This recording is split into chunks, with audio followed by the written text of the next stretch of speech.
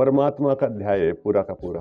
परमात्मा के स्वरूप का, वेद में परमात्मा को कैसा माना जाता है। आपसे पूछूं मैं, मतलब कुछ लोग तो जुड़े हुए हैं अपनी परंपरा से, परंतु उनके अलावा कोई पूछे भाई परमात्मा कैसा होता है, बताओ जी कैसा होता है, कैसा देखा है? अच्छा, जो चीज़ नहीं देखी होती क्या उसके बारे में हम बात नहीं कर सकते? कर सकते ना। तो उसमें सुनी सुनाई बात माननी पड़ती है। तो किसकी बात हम स्वीकार करेंगे? जो सबसे पुराना था, जो सबसे पहले मिला होगा, उसने बताई दूसरे को। आजकल आपने मैंने इस पे फोन पे देखा, एक खेल आता है कि उसमें ना कुछ लोग एक घेरा बना के खड़े हो जाते हैं, तो एक और सबकी एक दूसरे की तरफ पीठ रहती है, तो एक व्यक्ति उसको कोई इशारा कर देता है, वो दूसरे को बताता है क्या इशारा किया, और जब वो 10 लोगों के चक्र के अंदर से सामने आता है तो वो कुछ और ही बन जाता है। देखा है ना, ऐसा चलता है आजकल। हम अलग अलग लोग ऐसा प्रयोग कर रहे हैं कंपनीज के अंदर, डिलीवर करते हैं हम चीज को, मैसेज को, और सही भाव से ही करते हैं। कोई तो गलत भाव से डिलीवर कर देता है, उस चीज को पहुंचा देता है, तो उसका स्वरूप बदल जाता है। तो वेद में परमात्मा का क्या स्वरूप था? वेद को तो धर्म का प्राण कहा, धर्म का मूल कहा, कि जो धर्म कर्तव्य वेद से चल रहा है सारा सारा। तो वेद में परमात्मा के बारे में क्या बताया? तो बोले सहस्त्र शीर्षा, उसके 100 सिर हैं, हजारों सिर हैं, हजारों सिर हैं उसके। और कहा सहस्राक्ष है, और हजारों आंखें हैं, हजारों पैर हैं। अब बताओ कैसे हो गए? अब जो भगवान कृष्ण जी गीता के, भगवत गीता के 12वें अध्याय में, 11वें अध्याय में बताते हैं विराट स्वरूप, वहां दिखता है ना विराट स्वरूप। बोले कैसे कर दे विराट स्वरूप? तो उसका प्राचीन रूप यही है। तो अभी अभी पिछले अध्याय में सैकड़ों प्रकार के मनुष्य थे ना, इतने प्रकार के।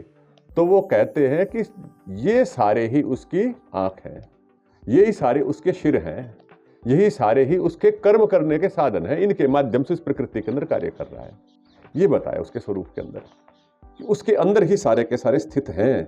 मनुष्यों की सृष्टि यहां बता दी, और फिर दूसरे मंत्र में बताया, बोले स भूमिम सर्वतः कि स्पृशा तिष्ठत दशांगुलम। जैसे दशांगुल 10 अंगुलियां हैं हमारी कर्म करने के साधन, बोले इन सब को उसने कर्म करने के संपूर्ण साधन दे दिए। कर्म करना उसने ये भूमि बनाई, भूमि बना करके, और जो ये हजारों लोग बनाए, मनुष्य बनाए, इनको ये कर्म करने के लिए दे दी सारी सृष्टि। अब ये थोड़ी ना उसने ये केवल कर्मों का बंटवारा कर दिया तो बस खत्म हो गया, नहीं, वो कर्म करो, कर्म में वहां आनंद है, यह भी उसने बताया। दूसरा कहा पुरुष एव इदम सर्वम यच्च भूतम यच्च भाव्यम। कहते हैं कि जो भूत है, जो भविष्य है, जो वर्तमान है, वो सब जगह पर सर्वत्र विद्यमान है। ये परमात्मा का स्वरूप है। अभी तो हम सोचते हैं ना कण कण में विद्यमान है, बोल देते ना कण कण में है, पत्ते पत्ते में है, ऐसा बोलते हैं। तो ये कहते हैं जो कुछ है वो सारा उससे भरा हुआ है। किससे भरा हुआ है? परमात्मा से भरा हुआ। अब देखो, ये भरा हुआ शब्द प्रयोग नहीं करते हम, कण कण में है और कण कहीं और होगा, है ना। अब वो भरा हुआ है, भरा हुआ कहाँ भरा हुआ है? यहाँ भरा हुआ है। यहाँ कहाँ? अपने भीतर ही भरा हुआ है। अपने भीतर भी है और बाहर भी है, मतलब जहां जहां तक हमारी दृष्टि जा रही है वहां वहां तक परमात्मा है। अच्छा, आपके पास में कुछ संपत्ति होगी, खेत क्यारी होंगी, कहीं ना कहीं कुछ ना कुछ होगा। बहुत सारे खेतों को देखते हो और बीच में अपना खेत दिखता है? अपने खेत को देख के क्या सोचते हो ये मेरा है ना, अलग से आता ना मस्तिष्क में आनंद। और जब आपको यूं पता चलेगा कि मेरे दादाजी का खेत है वो इतना बड़ा, और आनंद आता है। और जब आपको यूं पता चलेगा हो ये सारा परमात्मा का ही खेत है, ये पहाड़ परमात्मा का और मेरा है वो, तो आनंद कितना बढ़ जाएगा, विचार करके देखिए। ये परमात्मा का स्वरूप है। अपना तो आपको कर्म करने के लिए उतना दिया, ये तो कर्म के लिए है, बाकी ये सारा उसका है। अब जब आप खेत के पास से जाते हो तो बताओ, दूसरे खेत के पास से जाते हो तो ऑक्सीजन तो वहां भी लेते हो ना, सांस तो वहां भी ले जाते हो। वो परमात्मा का है। ये तो हमने कर्म के लिए मान रखा है अपना। आगे चलते हैं, लंबी चर्चा है ये, पर आनंद लेना चाहिए। कुल मिला के ये बात है, यदि आनंद आने लग गया जीवन में परमात्मा स्वरूप जान करके। और किसका है बताओ? ये पहाड़ किसके हैं? परमात्मा के हैं। और परमात्मा किसका है? वहाँ वो हमारा है, तो हमारे होंगे ना पहाड़ भी इस दृष्टि से। अब जो अपना होगा थोड़ी ना उसको कब्जा करके ऊपर बैठना है हमारे को। हमारा घर होता है, उस घर के अंदर भी हमारे सारे घर में बैठ नहीं सकते, एक कोने में बैठे रहते हैं। तो बस है सारा अपना, पर बैठेंगे अपनी जगह पर, वो अलग दे रखी है उसने अपने बैठने के लिए, ये भी अपना है, पर परमात्मा का होने के कारण से ऐसा उसके स्वरूप के साथ में जोड़ के चलेंगे तो आनंदित रहेंगे, चाहे यहाँ चले जाओ या कहीं भी चले जाओ दुनिया में।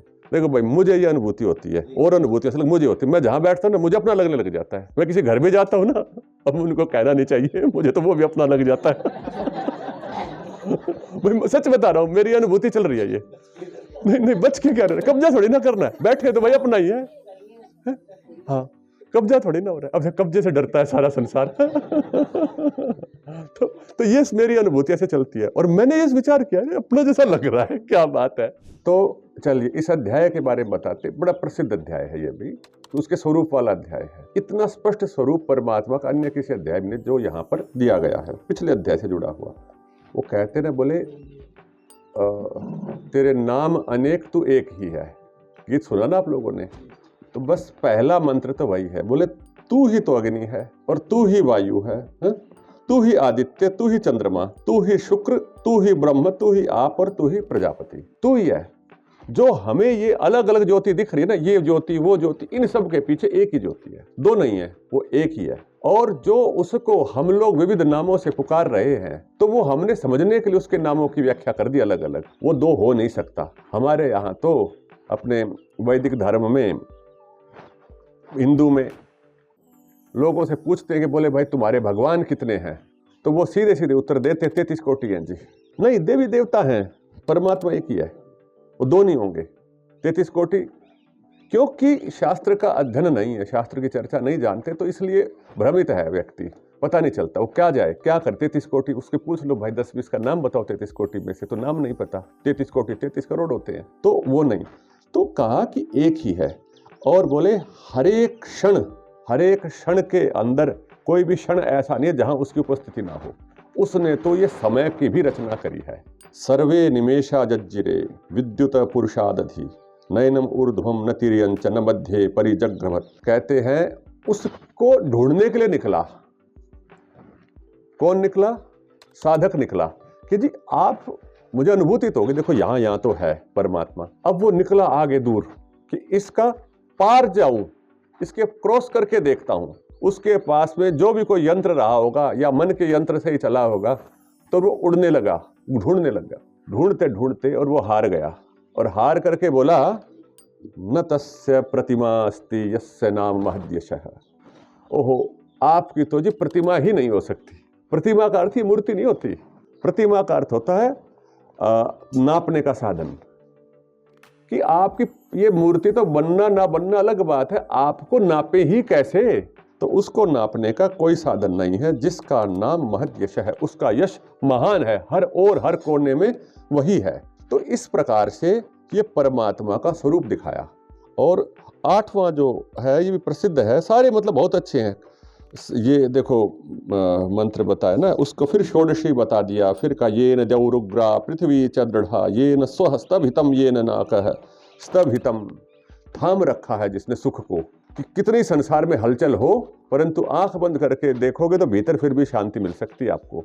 तो उसको नाकः, मोक्ष की जो बात है, सुख दुख रहित स्थिति है, उसकी तुलना यहाँ पर की जा सकती है। और वेनस्तत्पश्यति निहितम गुहाम सद्यत्र विश्वम भवत्येक नीडम। पूरा जो संसार है वो एक घोंसले के समान है, ताना बाना बुन दिया उसने। और जब योगी आंख बंद करके देखता है, उसके अंदर, गुहा के अंदर, अपने हृदय की गहराई में उसके दर्शन कर देता है, उस परमात्मा को देख पाता है। कहाँ देख पाता है? स्पष्ट बता दिया, वेनः तत्पश्यति, देखता है, अनुभव करता है। गुहा में, हृदय गुफा में उसके दर्शन होते हैं, बाहर दर्शन नहीं होते। परमात्मा के बाहर दर्शन होंगे कि अंदर होंगे? कि देखो, किसी से मिलना होता है तो वो अपने निकट ही होता है। तो जहां आत्मा है वहीं परमात्मा होगा, तभी उससे मिलना होगा। शरीर से बाहर आत्मा ही दर्शन करती, आंखें दर्शन नहीं कर सकती। परमात्मा का दर्शन आत्मा से ही होगा। और आत्मा कहाँ रहती है? अपने शरीर के अंदर।